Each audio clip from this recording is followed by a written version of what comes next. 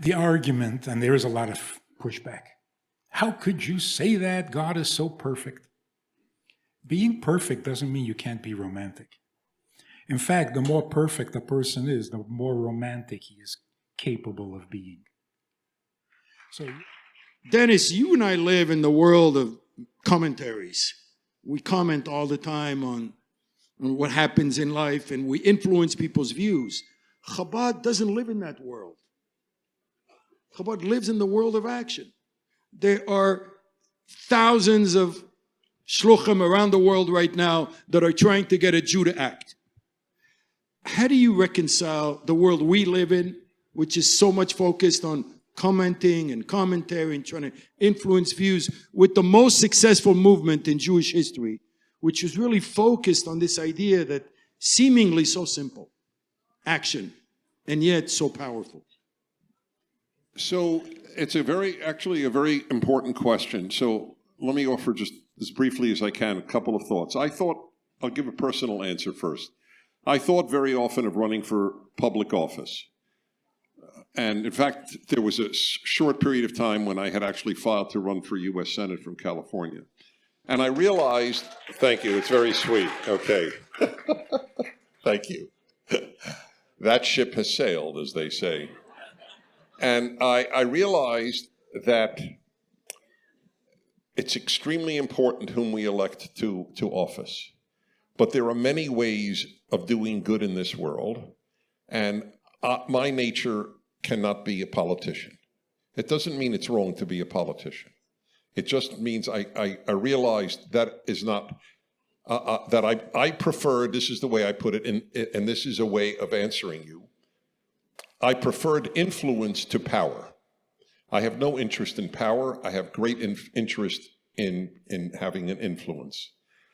And within the world of influence, there are many ways of having an influence. Some through action, some through politics, some through writing, some through, as you put it, commenting. Different people have different roles. What you cannot do, especially now, as the society is in deep, deep trouble, is do nothing. As I said on my show today, if you don't fight, don't complain. You can't complain if you don't fight. So there are many ways of fighting. Chabad has its way. That's why, by the way, I've never asked Chabad to take a political position. I totally understand their role. Their role is to be acceptable to as many Jews as possible. It drives some Chabad rabbis crazy because they see evil happening right now. It is, by the way, a shaila. It is a question that I can't answer, and every Chabad rabbi has to struggle with. At what point does something need to be said? I can't answer it for them, but it's a question that, as the society deteriorates, needs to be addressed. Thank you, Dennis. Manis, you and I spent about 15 years together, went around the world, many places, and I remember you had about 800 people in Costa Rica. You went to speak, and at one point, you said something I never, ever forgot. And something like, so please help me, your child does not love pizza. And I don't know why I never forgot that line. Your child does not love pizza. Do you remember that? yeah, you have a hang-up on pizza? Yeah. So can you elaborate what you meant? Because for some reason, I've heard you say thousands of things. That one I never forgot. I did. No, I think the topic was the overuse or the cheap use of the word love. So if a child says, I love my mommy, I love pizza, and I love Mickey Mouse, I don't know what love means. It means nothing. So we got to be careful. We don't let our children confuse themselves by using words incorrectly. You don't love pizza because it can't love you back. You don't love Mickey Mouse because there is no Mickey Mouse. You can't love a tree because you can hug it, but it doesn't hug you back. So the word love has to be reserved for a human relationship and not cheapened by loving ice cream. You enjoy ice cream. So glad you remember. So, speaking of relationship, I was glad I picked up on something the Rebbe said in the video.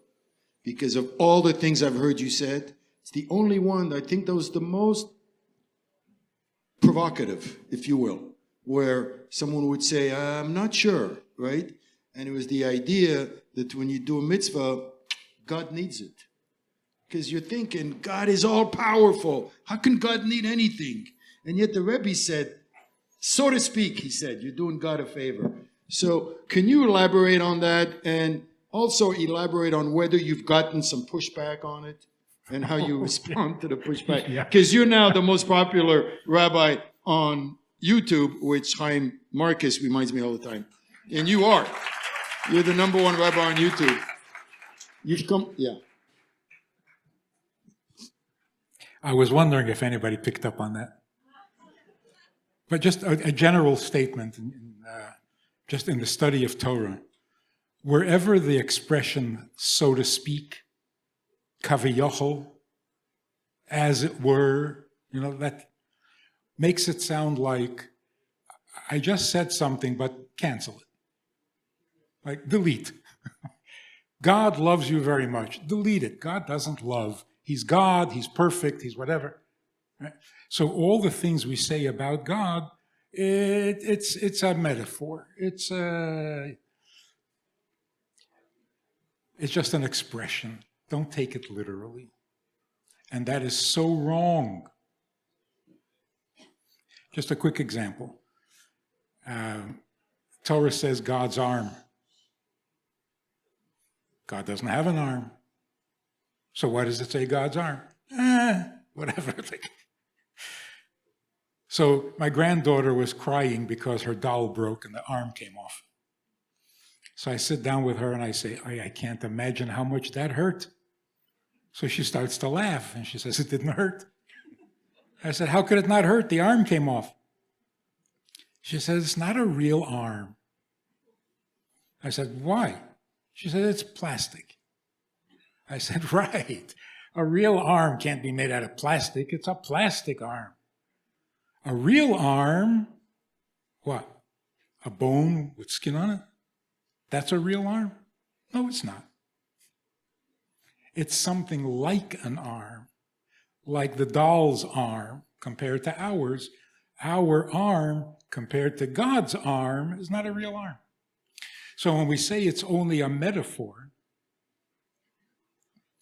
what is the other word they use for it?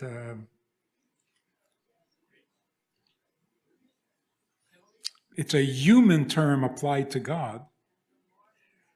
It's the exact opposite. When we refer to our arm as an arm, and the Torah does use the same word, it's not using a human term describing God, it's using a godly term describing us. We don't really have an arm, he does. We are created in his image. So the same is true with everything. To say, God can't get angry, he's God. Oh, we have more talent than he does? We can get angry and he can't? Where did we get our anger from? Misom pel odom. What do you mean you can't speak? I create speech. I'll help you out. So,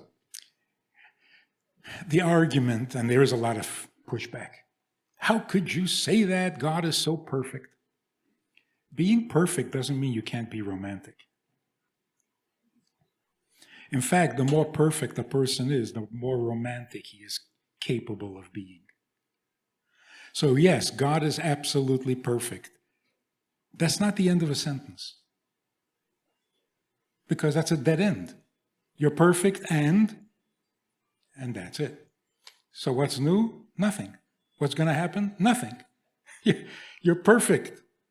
It's a terrible condition to be in. So when we say God is perfect, we're leading up to something. We're saying God is perfect, but needs to share it with someone. By himself, he's not content. Rabbi Friedman, I'd like to ask you on that. So I agree with you, although I've only come to that very recently, because I realize, how can we do things that God can't do? It limits God. So it says in one of the most provocative verses in the Torah, Vayitatsev Hashem elibo, that God got sad into his heart when he saw how bad people were, and then ultimately destroyed the world except for Noah and his family. So I grapple with the following. If indeed God can be sad, and I believe that he can, it would strike me that looking at the human condition for the last thousands of years, God has spent most of his time being sad. Tell me why that's wrong. It's not wrong. I think in your happiness hour, you could get into this whole thing that only God has the right to be sad. But a human being has no such right. You're not God. What are you sad about? This is not your world that's suffering. It's his world. He is justified in being upset. We're never.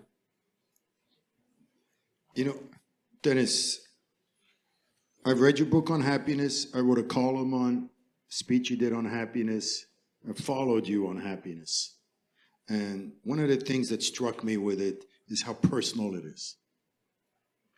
You don't go to a Shabbat meal if you're moody, if you're in a bad mood. It's very personal. It has to do with me being happy helps somebody else be happy.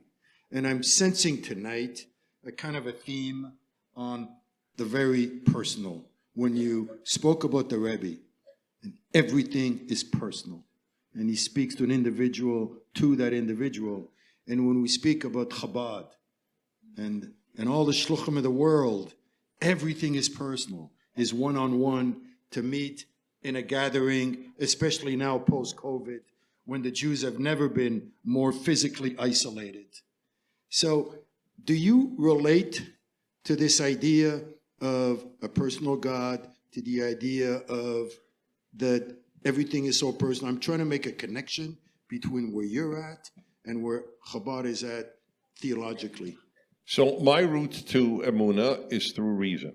It's not the only route, it's my route. And for those for whom that is powerful, I can be of great help. On a rational basis, I have reason alone dictates the following. If God is not personal, atheism is identical to an impersonal God. If God doesn't know me, then there might as well be no God. There is no difference between an impersonal God and atheism. Okay, beautiful. And something else, Rabbi, that I've always wanted, I don't think we've ever spoken about this, but the idea of surrendering to a moment. One of the most incredible moments I've had in my life was at Farbrengen tables. And when we completely surrender, it could be an incredible nigun, that the moment itself is so holy and so joyful that we surrender to that moment. And I have to say, in the world I live in, it rarely happens. We're not allowed to surrender because it's a sign of weakness, because we need to be in control at all times. So whether it's at a Shabbat table or somewhere else, look, when I'm at Crown Heights at Simchat Torah, it's pretty much one nigun for 4 days. It's all surrender, right? So speak about that. Speak about the Tanya. Speak about the Rebbe, and speak about the power of surrender. Well, first, I want to thank Benzi. Is he still here? The singer? The guy with the guitar? Anybody remember him? Benzi Marcus.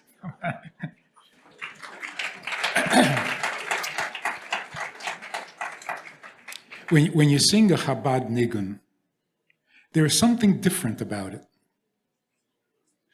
And it's hard to define. It's hard to... There's no drama.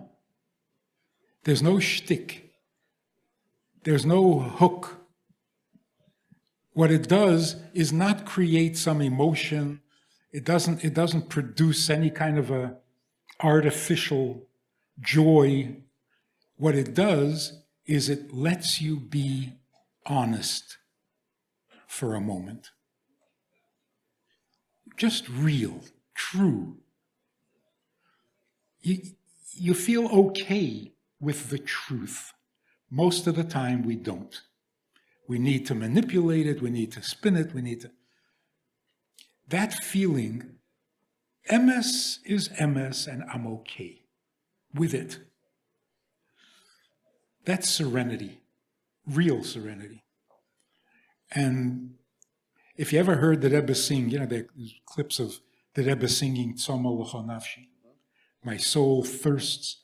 I mean, which words invite emotionalism or shtick? And I can just imagine somebody singing that song. They close their eyes, they look up to heaven, they make with their hands. I'm thirsting, By the Rebbe, nothing. He lets the song be what it is. There's no embellishment. The way the Rebbe davened was the same. No embellishment. Nobody's asking you for your input. If you're dealing with MS, there's no improvement on that. Don't embellish. My mother, who was a very, very wise woman, told my brother Avremel, who's also a singer, she said, when you sing a Chabad nigun, you don't need to embellish. Beautiful. We have a Sunday night program for VIPs that you might be interested in. It's informal, it's questions and answers, it's conversation. It's really relaxed, it's really pleasant, enjoyable, informative, and kind of community-like. It's a Sunday night program, there's a Wednesday morning program for the VIPs, and there's a Wednesday night program. All of it just conversation, casual, laid back, unscripted. So join us, take a look, click the link below, and see which of the three suits you best, and join us for some enjoyable conversation.